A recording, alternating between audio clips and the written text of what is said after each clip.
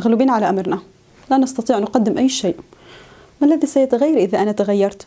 هل سأصلح العالم؟ نعم، هناك من عمل ليطفئ الهمة بداخلنا ونصبح مهزومين من الداخل بكل المناحي لنقول تلك الكلمات، لكن علينا أن نستعين بالله ولا نعجز بدون الالتفات لدعوات إفراغ حياتنا من مضمونها، لنعيش فارغين من الداخل، بدءا من مرحلة ما يسمونها المراهقة، والتي يصورها ويسوق لها الكثيرون بأنها مرحلة اللا هدف، التخبط والضياع وعدم الإنجاز.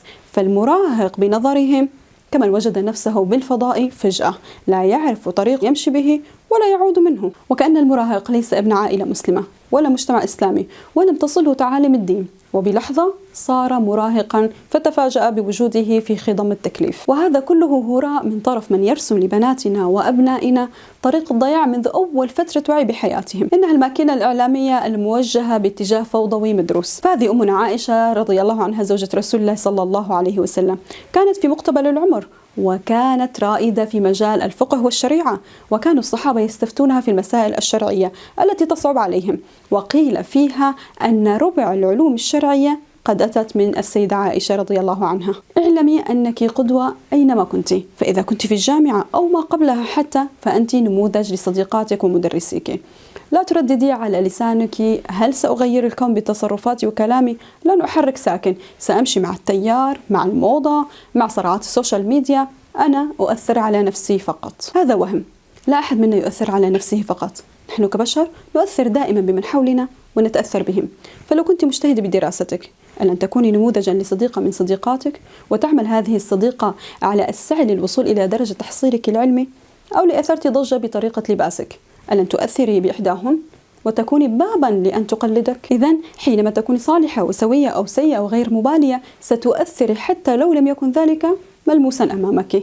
وأركز على هذه النقطة، قد تبدو بعض التصرفات بسيطة لدى البعض، وخصوصا في مقتبل العمر، وتتساهل فيها الفتاة أو أهلها، لكن الحقيقة أن الطريق الذي ستتخذه الفتاة سيستمر معها طيلة عمرها، لأن من شب شيء شاب عليه. وفترة انضباطها ووعيها ببدايات عمرها هي من ستقرر مستقبلها وشريك حياتها وتربيتها لأبنائها وتعاملها مع من حولها. فإما تختار حياة فارغة تافهة طيلة العمر، وإما تكون إنسانا منجزة وقدوة لمن حولها، تعرف ما هو طريقها، ولا تكون عبئا لا على بيتها ولا على زوجها ولا على أولادها ولا حتى على مجتمعها وكل من يتعرف عليها، لأنها اعتمدت نمطا في حياتها ليس من السهل أن يغيره مستقبلها. نحن في زمن التغيرات والفتن بكل صراحة، وبعصر السوء فيه يعم وينتشر بسرعة.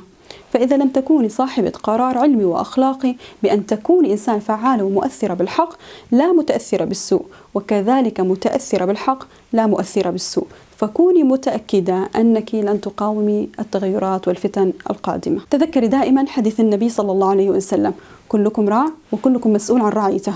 فلا تظني نفسك أنه لا علاقة لك بهذا الحديث أو أنك غير معنية فيه، أنت معنية فيه كما الرجل معني تماما. فأنت مسؤولة وراعية عن نفسك وعن من يقتدي ويتأثر بك، ثم ستكوني قريبا أو أصبحت مسؤولة عن بيت وزوج وأولاد ودائرة لا يستهان بها من مجتمعك. فهل يخدمنا في رحلتنا كنساء متابعة عشرات المجموعات وصفحات الموضة وروادها، ويصير الهم الشاغل شو لبستي ومن وين اشتريتي وين رحتي ووين أكلتي؟ ادعمي حالك علميا وتسلحي بمعلوماتك كمن يريد الخروج على الجبهة ويتهيأ بكامل العتاد كي يواجه عدوه، وأنت كذلك أمام عدو لا يرحم، وهو الجهل والانصراف عن الهدف الذي خلقنا الله تعالى من أجله. لا مشكلة في أن لا تعرفي، ولكن المشكلة في أن ترضي عن وضعك ولا تتعلمي.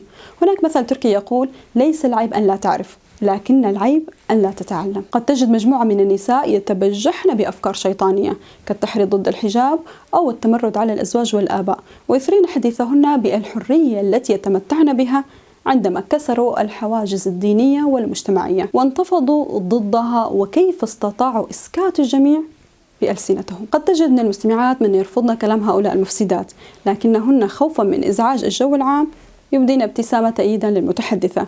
أنت بالذات التي عليها أن تتحدث وترفض هذا الكلام جملة وتفصيلا.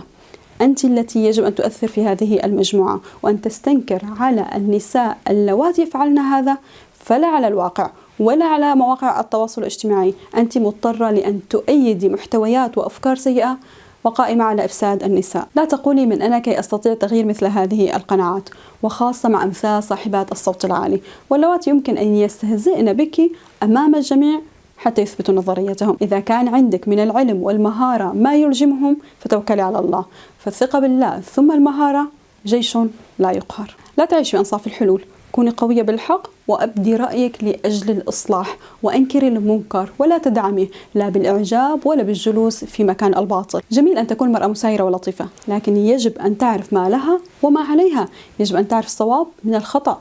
لا تعني الأنوثة أن تكوني لينة بالحق أو خجولة فيه أو ضعيفة، أو أن تري المنكر ولا تنكريه خوفا من زعل أحدهم، لأن بسكوتنا وخجلنا هذا الفساد يعم وينتشر أكثر فأكثر، والحق لا يستحى منه، وبسكوتنا عن الصواب يعلو صوت الباطل. إذا وجدتم الحلقة مفيدة فأذكركم بمشاركتها والمبادرة بإعجاب وتعليق برأيكم بالموافقة أو بالتصويب، فهذا يدفعني وكل من يساهم بهذه الحلقة لتقديم المزيد والأفضل.